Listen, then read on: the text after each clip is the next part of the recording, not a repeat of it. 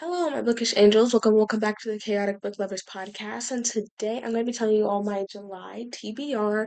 And we're also going to be doing a reading wrap up for the month of June. So I think I want to start off with my reading wrap up, stating all the books that I read in the month of June.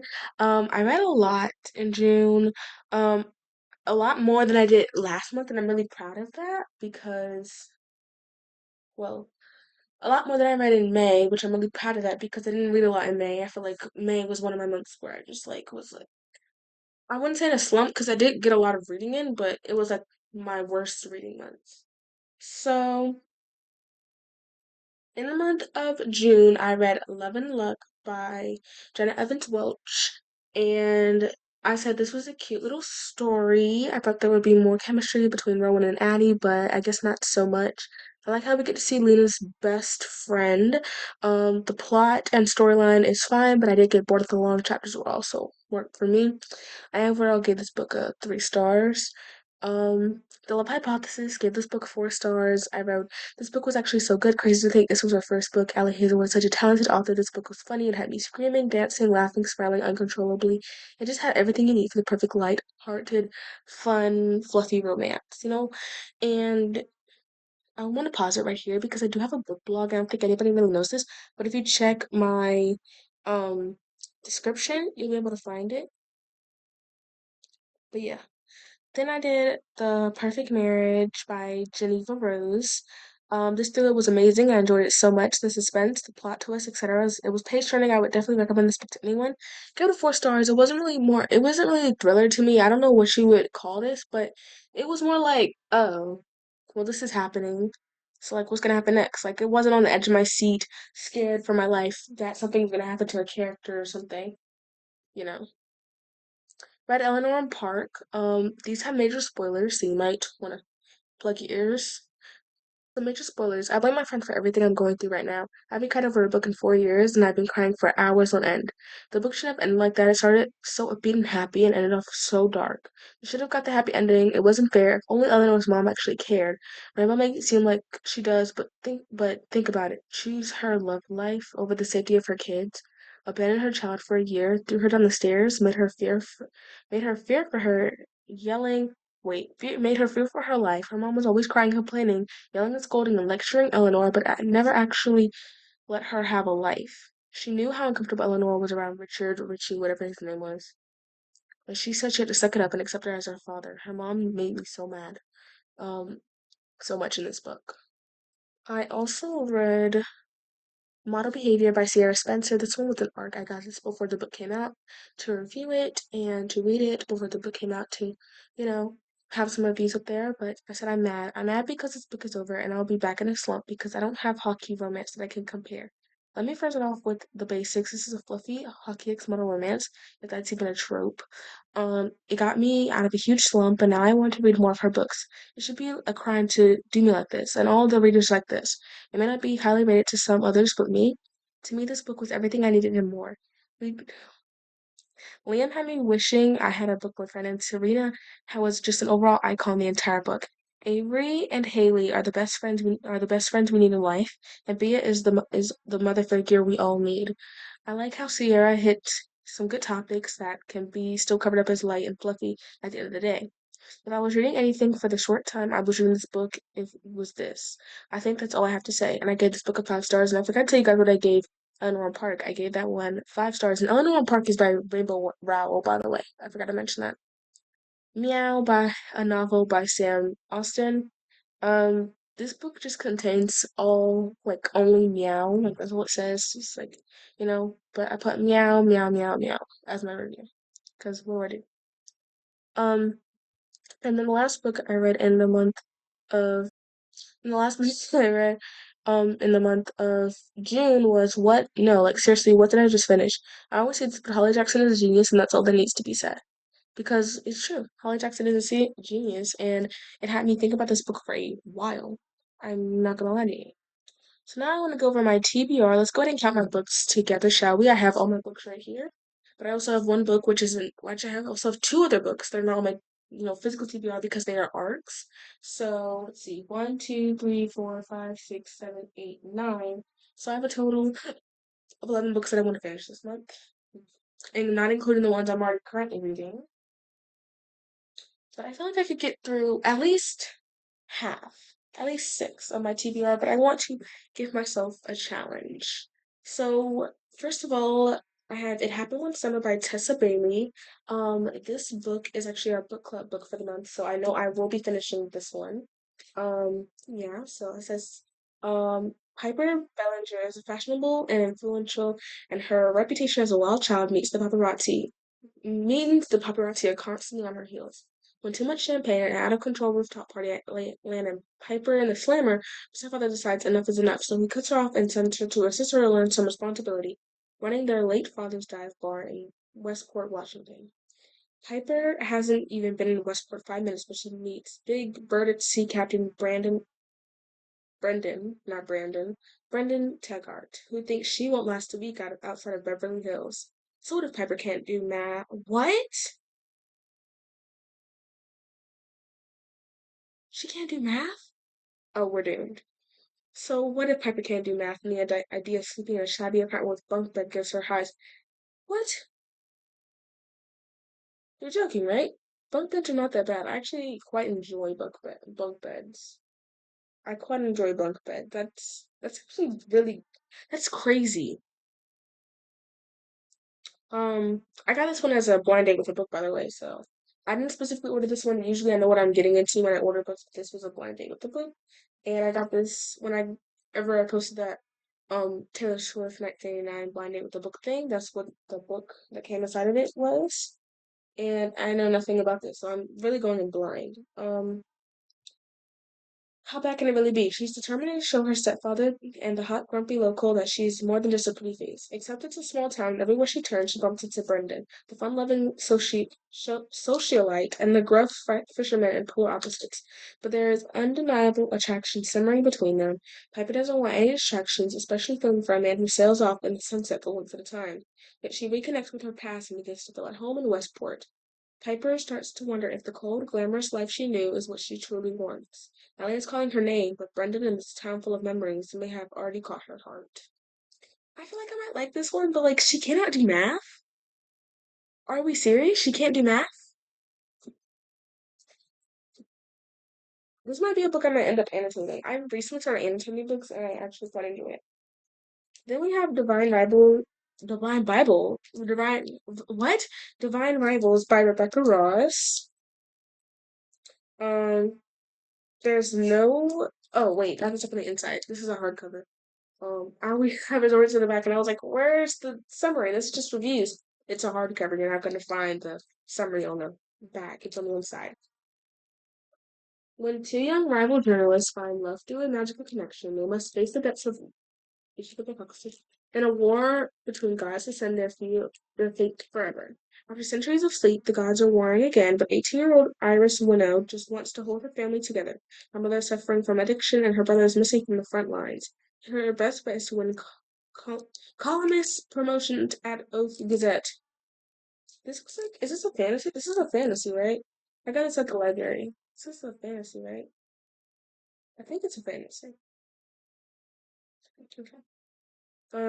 To combat her worries, writes letters to her brother and slips them beneath her wardrobe door, where they vanish into the hands of Roman Kit, her cold and handsome rival at the paper. When he anonymously writes Iris back, the two of them forget a connection that will follow Iris all the way to the front lines of battle for her brother, the fate of mankind and love. Divine Rivals is an epic enemies to lovers fantasy novel filled with hope and heartbreak and unapparelled power of love. So it is fantasy, but it's also enemies to lovers. I will be reading it. The next one is Liar's Beach. I actually don't know anything about this book. I got this at Barnes and Noble, and sometimes you go to Barnes and Noble and you go to the cafe, they'll have like if you get like a cafe item and you get this book, you can get this book for like a certain price. And this one was like $5, and I was like, oh, it looks good. Let's get it. And my friend was like, are you sure you know nothing about this book? And I'm like, it's fine. It's a discount. Like usually we find it up there for like 15, so let's get it while it's $10 off. She's like, okay. So this is Liar's Beach, by Katie Catugno, and it says it's a close summer. So let's see what the synopsis is. Son Santa sinister secrets. Lyndon knows he doesn't belong in the elite Martha's vineyard, but when his prep school roommate Jasper invites him to spend the end of the summer at August house, his family's massive beachfront estate, Lyndon tries to find it fit in. It's not hard after all. He's been lying for years, and he's not the only one. Everyone at August house is ready for a weekend game. So when someone is found unconscious, oh, unconscious in the pool after a night of partying, it's quickly labeled an accident. But Lyndon begins to wonder. As this holiday, Lyndon's childhood friend. No, we're done. Who names their child holiday? Okay. As this holiday, Lyndon's childhood friend and the only person on the island who knows the truth about his humble background. There's nothing Holiday loves more than a mystery, and she's convinced there's a killer on the vineyard, and now it's up to them to figure out who. Oh, this looks like a thriller romance, or like a thriller with a romantic subplot. So, so it's like a good girls got murder type shit. Okay, okay. Then we got hashtag murder trending by Gretchen McNeil. Kill post repeat. Um, okay, at Dr. Fusion Beat Bob. Some 17-year-old chick named Dee Gira was just sent to Alcatraz 2.0 for killing her stepsister. So how long do you think she'll last? Morris at Morris David 72195. I hope she meets her justice. She'll get what's coming to her. Blah ha ha ha. At Elton John Forever's. Me, I think Dee's innocent. I hope she can survive. Welcome to the near future, where good and honest citizens can enjoy watching the executions of society's most infamous convicted felons streaming live on the Postman app from the urbanized prison island Alcatraz 2.0. When 17-year-old D. Guerrera, Guerrera, I don't know how to say that, bro. Um, um, wakes up lying on the ground of a dimly lit warehouse, she realizes she's about to be the next victim of the app. Knowing hardened criminals are getting a taste of their own medicine in this place is one thing, but Dee refuses to roll over and die for a heinous crime she didn't commit. Can Dee and her newly formed posse, the Death Row Breakfast Club, I love that, prove she's innocent before she ends up wrongfully murdered for the world to see, or will the postman's cast of executions kill them off one by one? Oh my gosh. I think I might like that one. Then we have If He Had Been With Me by Laura Nowen. If he had been with me, everything would have been different. Autumn and Finn used to be inseparable, but then something changed, or they changed. Now they do their best to ignore each other. Autumn has her boyfriend Jamie and her close-knit group of friends. Finn has become that boy at school that the one everyone wants to be around. That still doesn't stop the way Autumn feels every time she sees Finn cross paths and the growing nagging thought that maybe things could have been different. Maybe they should be together. And as time passes, Autumn realizes she might not get another chance to make things right before it's too late. My friend read it was either If He Had Been With Me or If Only I Had Told Her, and she said it was really sad. And I think both books are just two different perspectives. So that means I have to hear this gut wrenching story twice. Oh my gosh. Okay. Speaking of which, we have If Only I Had Told Her, also by Laura Allen. And I don't know which order this is supposed to be in, but I know this is either the first or the second book in the series, but I think this is two different perspectives. And I don't know where I can wait. Okay, this was published in 2024. 23. Oh my gosh, the age gap. Not the age gap. The publishing gap. Okay, so If He Had Been With Me with the first one, it was published in 2013, and then Finally Had Told Her, published 2024. This is the second book. Okay, so I have to read If He Had Been With Me first.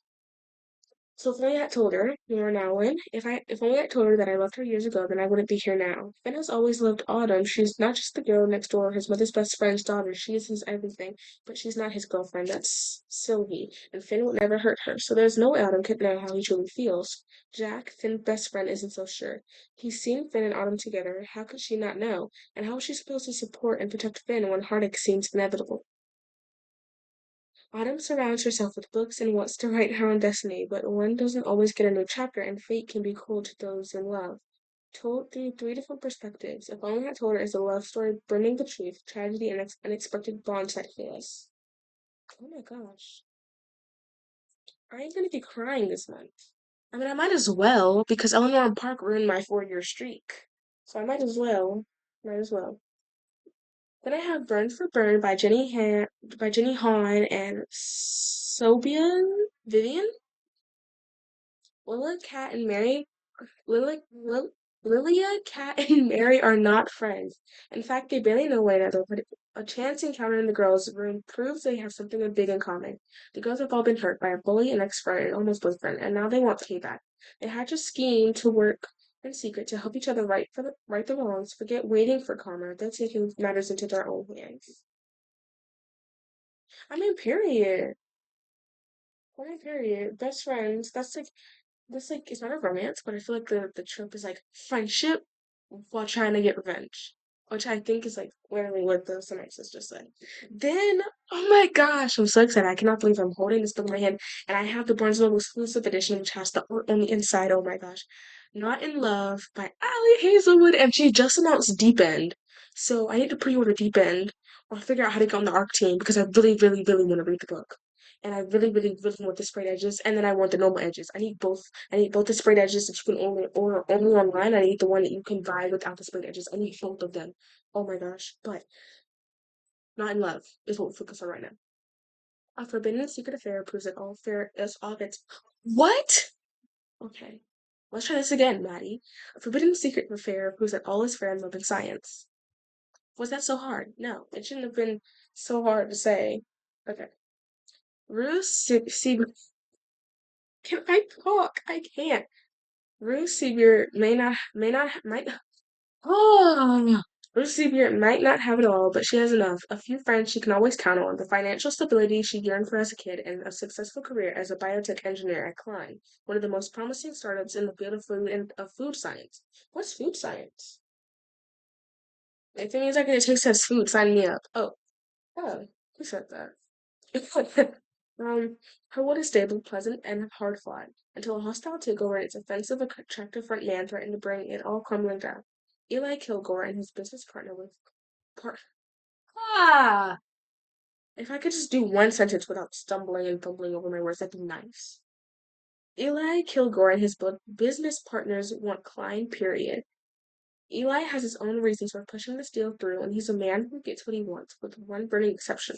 3. The woman he can't stop thinking about, the woman who's off limits to him. Why did I stamp? No! Why did I stamp? Okay, we're not talking about that right now. I'm not talking about this book. I'm talking about the next book. Okay, let's try this again. The woman he can't stop thinking about, the woman who's off limits to him. Torn between loyalty and undeniable attraction, Rue and Eli throw caution at the lab and boardroom windows, their fair secret, no strings attached, and husband in the deadline. The day of one of their companies prevails, but the heart is risky business that plays for keeps. Okay. Ooh, I'm so excited. And then the next book we have is Leave the World Behind by Rumen Alam, which is the author of Rich and Pretty, which I haven't read, but that's just what it says. And I stamped it. I usually stamp books after I read them because sometimes I don't like the books and I try to give them away, but unless they look really pretty on my shelf. And this one doesn't have like the most satisfying cover. I didn't get the cover. I didn't get the paperback, which the paperback has the people on it. I have got the hardcover, which the hardcover has the pull on it, but it's not one of my favorite covers ever. But it's okay because I watched the movie first because I didn't know it was a book. Didn't know it was a book. Until I researched the movie. And I stamped it. But I don't know if I'm gonna like the book more than the movie. And I don't want to give the book away. But I've stamped it, so now I don't have an option. I don't have a choice. But it's okay. Let's calm down. Amanda and Clay head out to a remote corner of Long Island expecting a vacation. I talk. A quiet reprieve from life in New York City, quality time with a teenage son and daughter, and a taste of the good life and luxurious home they've rented for the week. But with a late night knock on the door, the spell is broken. Hold on.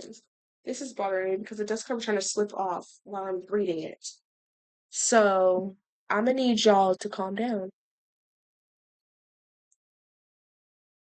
I need this book to calm down and stop torturing me because I know the book is having fun. Okay. But with late night knock on the door, The spell is broken. Ruth and Jean, an older couple who claim to own the home, have arrived there in a panic. These strangers say the sudden blackout has left New York with nowhere else to return. They come into the country in search of shelter. What? In search of shelter, but with TV internet down and no cell phone service, the facts are unknowable. Should Amanda and Clay trust this intruding couple, and vice versa? What will happen back in New York? Is the vacation home isolated from civilization truly a safe place for their families? And are they safe from one another? Suspenseful and provocative, how would we say it? Raymond Alam's third novel is nearly attuned to the complexities of parenthood, race, and class. Leave the World Behind explores how our closest bonds are reshaped and unexpected new ones forged in a moment of crisis. Well, that's the first thing. It says that these are sort of a couple, but in the movie, they are father and daughter. When did the book get published? Because I don't see it. Oh, sorry. Okay, now, oh my gosh, it's looking at the best cover again. No, no, no. What is this dot on the bottom of the page? Okay, okay. Now I have ARC copies to books, and I want to give you guys a synopsis. You guys can pre-order them if you like, and I've already started one of them, so yeah. But one of them is Broken. Why is Fable sending me emails? Fable, Fable, that's not your job. Okay. Um. Let's try this again. So one of the arcs I have is Broken Pieces in the Wendy Billionaire series, which is book number one by Yen Kuro. So I think this is her first book, and I'm not halfway into it. I'm like on page 70, and it's so good so far, and I'm loving it so much. So Aria, my life's nowhere near perfect. Sure, being a top curator in the industry should be a big deal, but it's like walking on a tightrope between my true passion and trying to pick up the broken pieces in my life. Then there's Damian Romano, the source of my frustration. He's arrogant, self-centered, ruthless businessman. He's an arrogant, self-centered, ruthless businessman. Yet the more time I spend with him, the line between his true self and the facade he presents to the world blurs. I hate it. Hate not knowing who the real version of him is. I hate everything about him. Every I hate everything about it. Everything but him. Damien. My life's a chessboard of calculated moves. It's how I've thrived, after all. The world sees me as a cold, self-centered businessman who's got it all figured out. Little do they know, it's a carefully crafted act to show the broken pieces of my life that I've been desperately trying to piece together on my own. Then there's Arya Petrov, the source of my undoing. Her fire, kindness, and dedication starts breaking down my carefully crafted walls. The more time I spend with her, my control unravels, yet I can't seem to stay away from her. I hate it. Hate not being in control. Hate that she's the exception of the rules I set. I hate everything about the chaos she brings. Everything but her. And I love how in the synopsis it says the title twice, and I'm in the book, and we've already said the title, Broken Pieces. So, oh my gosh. And then, so yeah, that's Broken Pieces by Yang Kuros. Make sure you go ahead and get your pre-order copy. So yeah, actually it's not an arc. Sorry. So I have 10 books because the other one wasn't an arc. It was just I got to receive updates on unreleased books from that author. So yeah, I have 10 books this month that I want to try and accomplish and finish, and hopefully I can get through at least 5, maybe 6. For sure, I know I'm gonna finish It Happened One Summer, Not in Love, because I'm buddy reading these. I'm buddy reading Not in Love with my friend, and It Happened One Summer is the group, the, oh my gosh. I know I'm gonna finish Broken Pieces because I need to send in my reviews for that and make my blog post reminders to go check my blog out. But everything else, I feel like I just gotta wing it and see if I go off track. There were a few other books that I feel like I should have chosen that I could have done to get me out of a slump. But I am gonna read this one where it's like Who Moved My Cheese because it's 70 pages. So that's not really something I'm prioritizing. So I didn't put on my TBR, but it's only 70 pages, so I might read it. Um, and I like when books look thin, like extremely thin, but they're like 200 something pages. Like, for example, Ali Hazelwood, it's like 300 pages, but this looks so thin. And then It Happened One Summer is 300 pages. They're the same amount, but they're smaller because on one hand, for one, the pages are like longer.